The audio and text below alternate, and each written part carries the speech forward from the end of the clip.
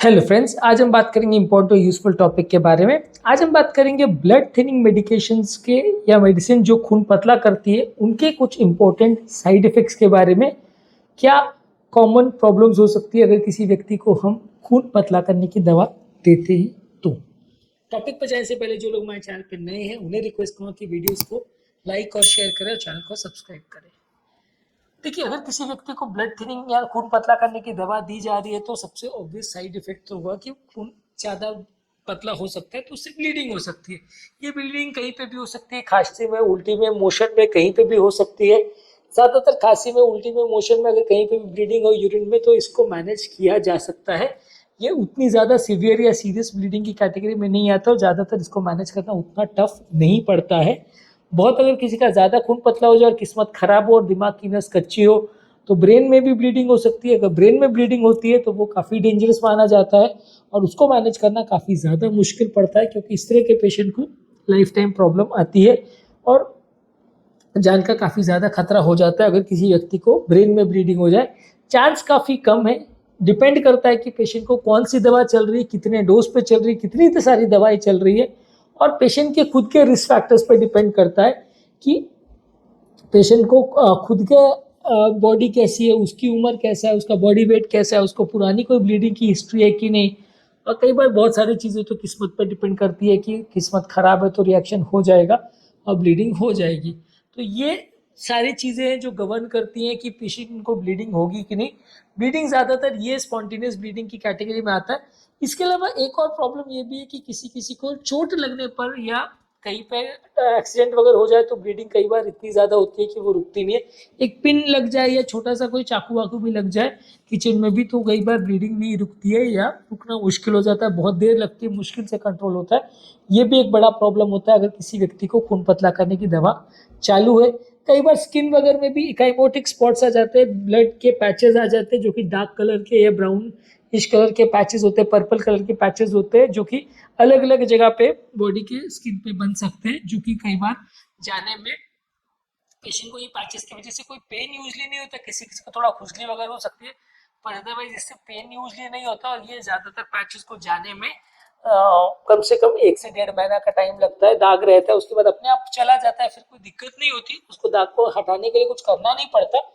लेकिन वो एक प्रॉब्लम है कि जिसकी वजह से कई बार लोगों को दिक्कत आती है, खासकर जो लोग स्ट्रॉन्ग ब्लड थिनिंग मेडिकेशंस पे रहते हैं। तो ये ब्लीडिंग का जो साइड इफेक्ट है ये सबसे बड़ा है, चाहे वो ट्रॉमा रिलेटेड ब्लीडिंग हो या खुद से होने वाला ब्लीडिंग हो। कहाँ पे ब्लीडिंग हो रहा है, कितना ब्लीडिंग हो रहा है, ये सारी चीज़ें डिसाइड करेंगी कि पेशेंट को कितना प्रॉब्लम होने वाला है। मान लीजिए पेशेंट को बहुत ज़्यादा ब्लीडिंग और कंट्रोल नहीं हो रहा हो तो आपको खून पतला करने की दवा को बंद करना पड़ेगा, तो एक्स्ट्रा खून पेशेंट को चढ़ाना पड़ेगा और क्लॉटिंग के पैरामीटर्स को नॉर्मलाइज करने के लिए भी दवा देनी पड़ेगी।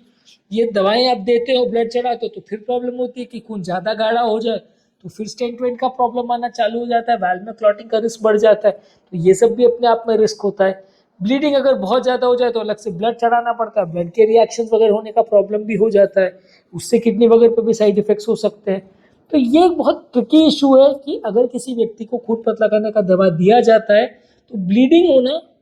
जो कि बेसिकली वो जो काम कर रहा है उसका एक तरह से एक्सटेंशन है कि काम उसका खून पतला करना ही है लेकिन खून ज़्यादा पतला हो गया, जिसकी वजह से लोग को ब्लीडिंग हो जाती है। उसको कई बार मैनेज करना मुश्किल पड़ता है क्योंकि ये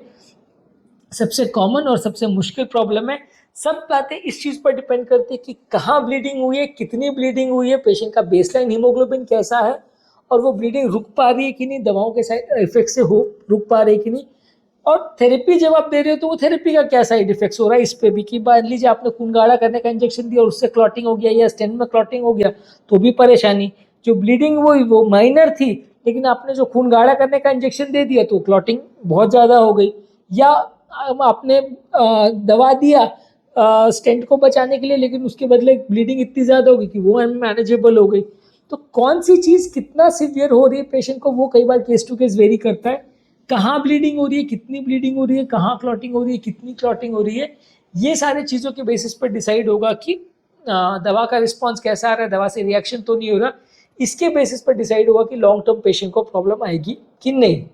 इसके अलावा थोड़े बहुत और इफेक्ट्स भी हो सकते हैं कि जैसे किसी को एलर्जी हो सकता है, रैशेज वगैरह हो सकते हैं, इचिंग हो सकता है, सांस लेने में तकलीफ चेहरे पे सूजन, लिप्स और टंग्स वगैरह पे सूजन हो सकता है, जिनको एलर्जिक रिस्पॉन्स है उनको एलर्जी हो सकती है।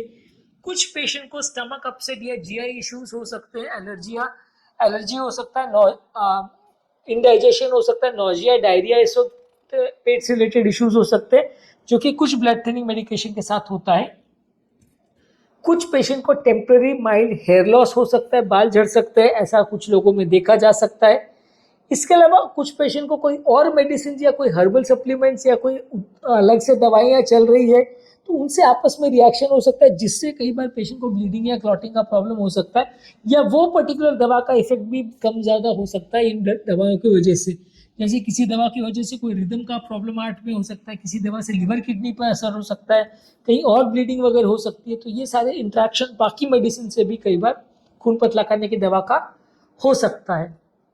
इसके अलावा कई बार ब्लड थिनिंग मेडिकेशन की वजह से कई जगह ब्लड जमा हो जाता है, जैसे मसल्स के अंदर, या कोई इंजेक्शन मान लीजिए आपने दिया मसल वगैरह में, उसमें ब्लड जमा हो गया, कोई स्किन में इंजेक्शन दिया उससे ब्लड जमा हो गया, कोई पेशेंट को थोड़ी सी चोट लग गई तो वहाँ ब्लड जमा हो गया। कई हीमोफीलिया वगैरह इस तरह के पेशेंट्स में तो कई बार बिना चोट लगे भी जॉइंट्स वगैरह पे पूरा ब्लड भर जाता है। ब्लड थिनिंग मेडिकेशन के इफेक्ट पे भी कई बार ऐसा हो सकता है कि बिना चोट लगे भी जोड़ों में भी ब्लड भर जाता है, हीमार्थ्रोसिस बोलते हैं उसको, हड्डियों के अंदर ब्लड भर जाता है। तो ये सारे थोड़ा साइड इफेक्ट्स हो सकते हैं ब्लड थिनिंग मेडिकेशन की वजह से। इसलिए कैलकुलेटेड रिस्क लिया जाता है कि हार्ट अटैक या एंजियोप्लास्टी के बाद कुछ दिन तक पेशेंट को ज़्यादा स्ट्रॉन्ग मेडिसिन दिया जाता है, उसके बाद मेडिसिन का डोज कम कर दिया जाता है। क्योंकि ऐसा करने का रीज़न ये है कि स्टेंट और वाल्व में जो भी क्लॉटिंग होती है वो पहले 4-6 महीने में ही सबसे ज़्यादा होती है, उसके बाद उसका इफेक्ट होने का चांस काफ़ी कम हो जाता है। तो बाद में आप कंपेरेटिवली दवा का डोज अगर कम भी कर दो तो उतना ज़्यादा रिस्क नहीं होता जितना अर्ली पीरियड में होता है। तो इसलिए अगर आप पेशेंट को मेडिसिन दे रहे हो तो शुरुआती पीरियड में आप ज़्यादा मेडिसिन देते हो, फिर उसके बाद जब आपको लगता है कि हाँ अब प्रॉब्लम होने का चांस कम है तो आप मेडिसिन का डोज कम कर देते हो। कुछ लोग को बोन का लॉस या हड्डियों में से कैल्शियम भी कम हो जाता है, बोन की डेंसिटी कम हो जाती है, खासकर जिन लोग को हिपैरिन या वॉरफरिन मेडिसिन चल रहे हैं, ये हड्डियों की डेंसिटी को कम करते हैं, हड्डी को थोड़ा वीक कर देते हैं, जिसकी वजह से लोग को हड्डियों में फ्रैक्चर्स या ऑस्टियोपोरोसिस हो सकता है। कुछ लोग को डर्मेटाइटिस या स्किन रिएक्शंस हो सकते हैं, जो कि कुछ एलर्जिक रिएक्शन की वजह से हो सकते हैं ब्लड थिनिंग मेडिकेशन के इफेक्ट से। कोई दूसरा प्रोसीजर अगर आप कर रहे हो, किसी को ब्लड थिनिंग मेडिकेशन है, मान लीजिए उसका कोई आपको आंख का सर्जरी करना है, दांत का सर्जरी करना है, ब्रेन का सर्जरी करना है, कोई और सर्जरी करना है, तो उसमें भी प्रॉब्लम हो सकती है कि सर्जरी करने में आपको इंटरफेरेंस हो सकता है ब्लड थिनिंग मेडिकेशन की वजह से। खून ज़्यादा पतला है तो ऑपरेशन के दौरान ब्लीडिंग हो सकती है, जिसको मैनेज करना मुश्किल हो जाए, और वो सर्जिकल साइट पे कई बार इतना ज़्यादा ब्लीडिंग हो जाए कि पेशेंट की उसकी वजह से भी जान जा सकती है, जो कि अपने आप में काफ़ी डेंजरस चीज़ माना जाता है। तो खून पतला करने की दवा से सर्जरी करना भी या कोई भी इमरजेंसी में ऑपरेशन करना भी मुश्किल हो जाता है।